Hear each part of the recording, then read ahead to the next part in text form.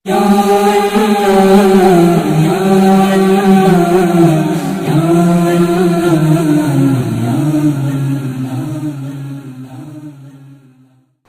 اللہ الرحمن الرحیم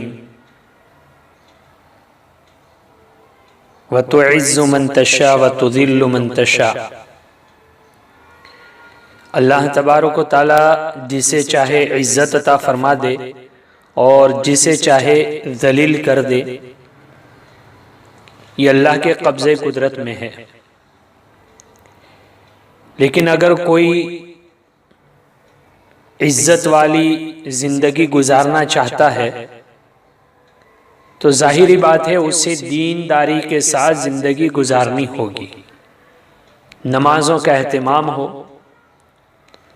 اور نمازوں کے اہتمام کے ساتھ جو وظائف بتائے گئے ہیں ان وظیفوں پر عمل کرتا رہے تو انشاءاللہ وہ عزت والی زندگی گزارے گا۔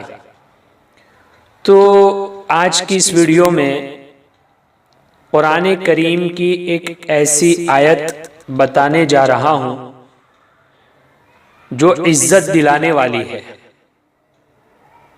کیا ہے وہ آیت؟ عزت دلانے والی ہے،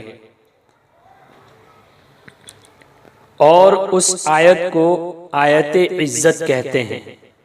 اس آیت کو کیا کہتے ہیں؟ آیت عزت، عزت دلانے والی قرآنی آیت۔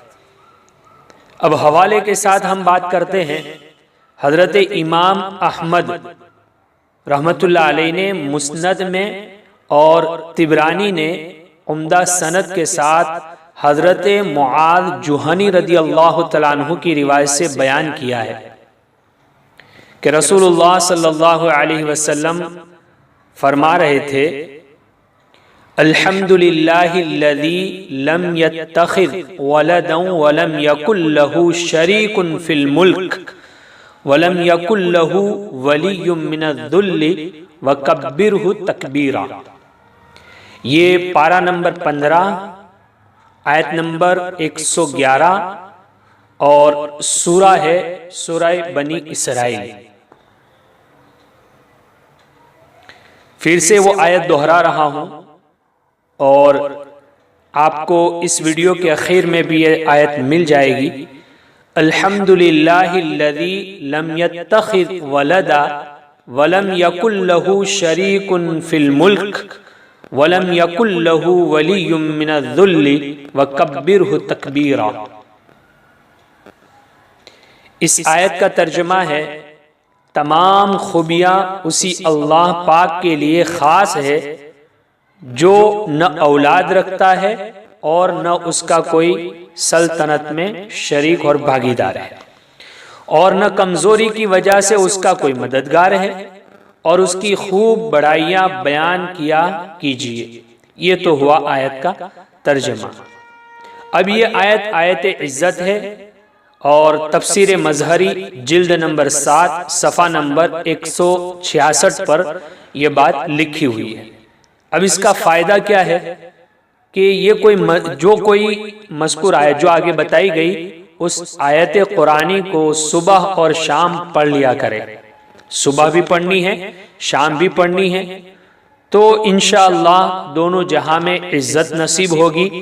کسی مجلس یا حاکم کے سامنے جانے سے پہلے 3 مرتبہ پڑھ لے تو اس مجلس میں بھی اسے عزت ملے گی اور حاکم کے سامنے بھی اسے عزت ملے گی۔ بہت ہی چھوٹی سی آیت ہے، فائدہ بہت زیادہ ہے، اور یہ عزت دلانے والی قرآن کی آیت ہے۔